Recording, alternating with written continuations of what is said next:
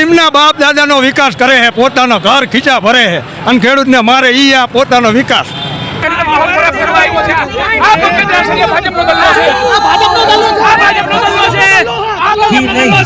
સવારે જ્યારે હું આવ્યો ત્યારે જ મેં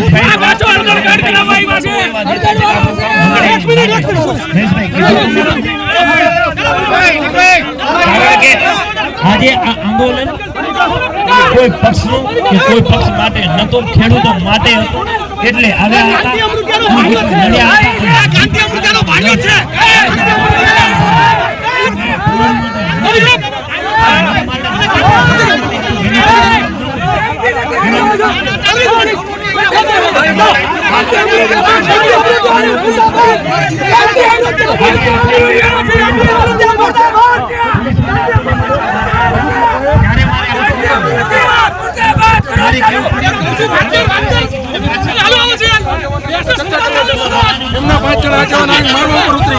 અમે ચર્ચા કરવા જતા હતા કે ભાઈ હજી ખેડૂતનું બન્યું નથી, ખેડૂત માટેની વાત છે, ખેડૂત માટેની ચર્ચા કરો, તો હાથભાઈ ઉપર આવી ગયા.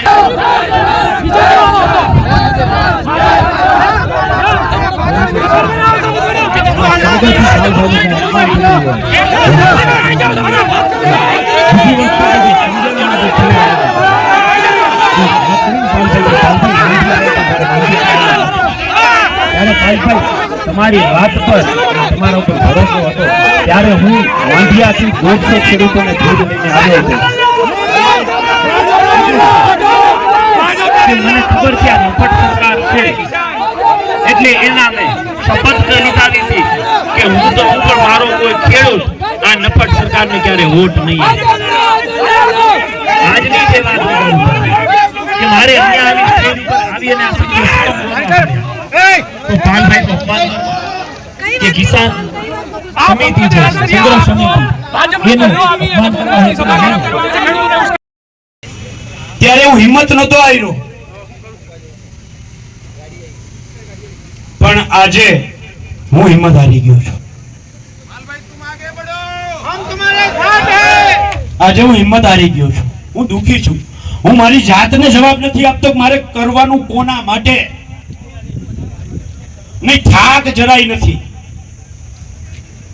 થાક જરાય નથી. લડવાનું કોના માટે? મારી 7 વર્ષની એક દીકરી, 12 વર્ષની એક દીકરી, એ દીકરીઓને બાપની જરૂર નહીં હોય. એ દીકરીઓને બાપની જરૂર નહીં હોય. હું 10 દિવસથી મારી દીકરીઓને મૂકી અને જેના માટે લડું, અને ઈ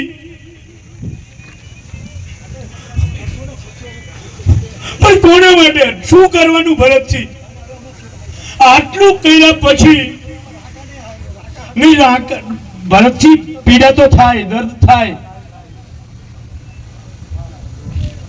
મારી જગ્યાએ તમે હો તો તમને પણ થાય.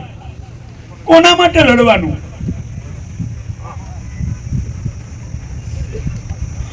આવડું મોટું બધાઈને માર્ગદર્શન આપ્યા પછી, કાયદાથી માહિતગાર કર્યા પછી પાલભાઈ ખેડૂતોને ગુમરાહ કરે છે. અને એ ગુમરાહ કરવા વાળાની વાત પણ તમે માની લ્યો.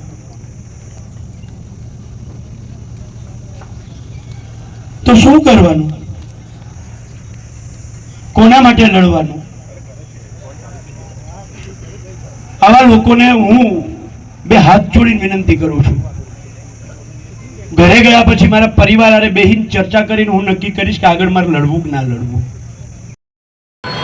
जिस तरह से ज़मीनी लेवल पर जो अनाज बोने का काम करते हैं खेडूत, उन्हीं खेडूत से हम ज़मीन पर बैठकर बात करते हैं. ये वो ज़मीनी युवा, ये ज़मीनी नेता या इन्हें ज़मीनी जवान कहेंगे. इसीलिए ये नारे दिए गए हैं, जय जवान जय किसान. इस तरह से देखते हैं आपकी ज़मीनों पर जो वीज पोल डाले जा रहे हैं और पुलिस भी दबंगाई करती है. आपकी आवाज़ सुनने वाला कोई नहीं है. इस रैली को लेकर गांधीनगर पहुँच रहे हैं.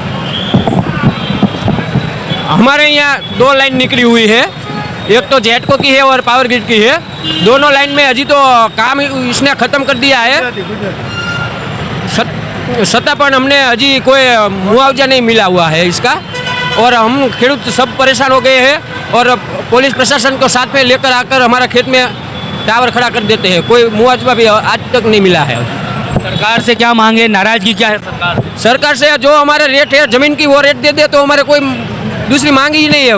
वो रेट से कम पैसा देते हैं और नुकसान ज़्यादा करते हैं। अकाउंट में पैसा आता है? अकाउंट में कभी कभी आधे को आता है और आधे को तो अभी मिला भी नहीं, 1 रुपया नहीं मिला है। उसके अलावा आपको जमीनों पर बीज पोल डालना है। हाँ ने अभी करंट आता है, खेडूते ने हमारे खेती में खेती करने के लिए कोई लेबर नहीं मिलता है।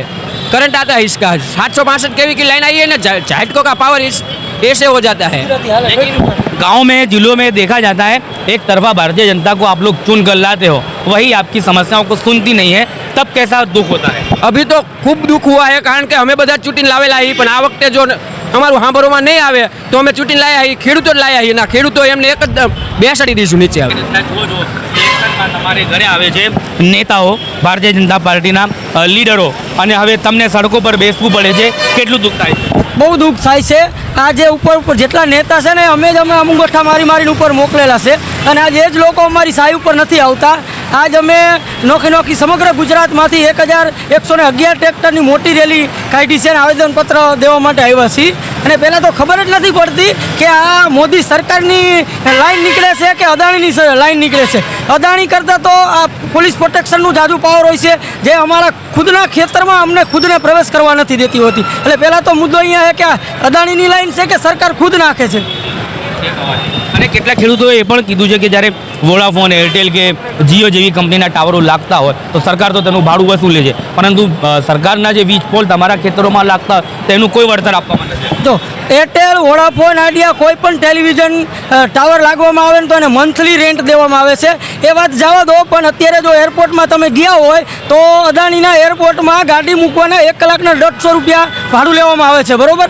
એક ગાડીની જગ્યા, એક આટલી 5x5ની જગ્યાને 150 તો અમારા 2 વીઘા જમીન પૂરી ખેડી નાખે છે। અને કાયમી માટે નોર્મલી જંત્રીના ભાવે અમને પોલીસ પ્રોટેક્શનની સાથે જે અમને મંજૂરી નથી હોવા છતાંય બળજબરીથી નાખી દેવામાં આવે છે।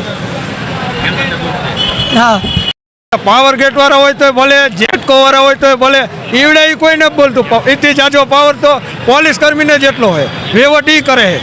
કોઈ જ કર્મચારી રાજકારણી અને બધા પૈસા ખાવા અમે લમણો હોય, ટોટલ પોલીસ ખાતું આખું। કારણ કે જો નથી વાડીને બેવા દેતા, નથી ઘરે બેવા દેતા, નથી અહીંયા બેવા દેતા। અહીંયા નીકળી તો કે અમને આદન છે, પગાર ઈ કાંઈ, એમને અડધા ડબલ પૈસા આપી દે એટલે છૂટા। પણ તમે તો તેમને સરકારમાં બેસવા દીધા, તમે તો સરકારમાં બેસવા દીધા, એ તો મોટો પ્રશ્ન હે ને કે આ ખેડૂતનું કોઈ સાંભળતું નથી પોલીસવાળા સાંભળતા, નથી મામલતદાર, નથી ડીસી સાહેબ સાંભળતા, કલેક્ટર સાહેબ સાંભળતા, તો ખેડૂતનું કોઈ હે જ નહીં। તો હવે ખેડૂતને અમને તો એવું થઈ ગયું કે હવે પોલીસ કર્મીએ છોડ દો, બધા છોડ દો, ખેડૂત ડાયરેક્ટ જ ધબાવાળી, પોલીસ કર્મી એ આપણો નથી તેને પાડ દો, હવે કોઈની પરવા બંધ કરી દો। હું તો એવું કહેવા માગું, કારણ કે નથી રાજકારણવાળા આપણા તો કોઈ હે જ નહીં, તો હવે કોઈ સાંભળવા તૈયાર નથી। લુકાગીરી, પૈસા દઈ દે એટલે ઈનો પોલીસવાળા ટોટલ હપ્તા કાંઈ છે। જાતે પોતાની કમિટી બનાવીને આવે છે અને બાગાયતીના ભાવ પોતાની રીતે નક્કી કરે। એક છોડવાના 150 રૂપિયાનો રોપો લાવેલા 100 રૂપિયાના ભાવ નક્કી કરે। એમાં હાલે સુધી પોતાની ડેપ્યુટી કલેક્ટર જાતે સત્તામાં હોય એના ઘોડે હાથે કમિટી બનાવી નાખે અને ભાવ તો કોઈને આપતા નથી અને ખોટા પત્ર બનાવીને આપી દે ભાઈ આ તમારા હાય। 3 મહિના થયા કામ કરીને વહી ગયા, 1 રૂપિયો ના આપ્યો, ત્યારે પોલીસવાળા વચ્ચે હોય અને અત્યારે એમ કહે કે અમને ન ખબર હોય અને માણા બદલી જાય એટલે હવે તમે લડો, કોઈ જવાબ નથી દેતું।